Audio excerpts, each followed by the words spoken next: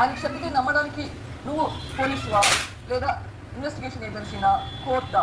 First of all Avinash Reddy మీ తమ్ముడు అని ఒప్పుకుంటున్నావు. మరి మీ తమ్ముడు ఆయన అవినాష్ రెడ్డి ఇంటర్వ్యూలో చెప్పినంత వరకు మీరు ఆగారా? అంతకు ముందే మాట్లాడారా?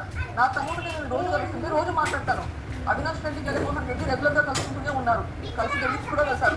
మరి కలిసి ఢిల్లీకి కూడా వెళ్ళేటప్పుడు ఎప్పుడైతే ఈ కేసు కొంచెం ముందుకు వెళ్తే ఢిల్లీకి వెళ్తారు. మరి టీవీ ఇంటర్వ్యూలో మాత్రమే అవినాష్ రెడ్డి చెప్పింది వినేది. దాని గురించి మళ్ళీ మీరు క్రాస్ క్వశ్చన్ చేయరా? ఆయన చెప్పింది విని నమ్ముతారా? మరి ఆయన చెప్పింది విని నమ్ముతుంటే ఇక్కడ పక్కన ఇంకో చెల్లెలు కూడా చెప్తుంది కదా, మరి ఇదెందుకు నమ్మడం లేదు? నేను చెప్పేది మీకు నా ఆవేదన మీకు కనిపించట్లేదా?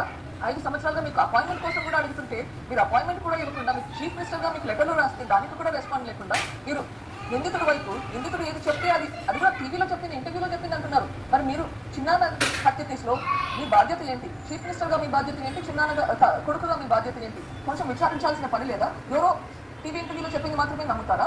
ఇది ఎక్కడ న్యాయం అండి? వివేకానంద రెడ్డి గారి గురించి మీకు అసలు ఏమీ తెలియదా? ఇప్పుడు ఏదో కొత్తగా తెలిసినట్టు మాట్లాడుతున్నారు.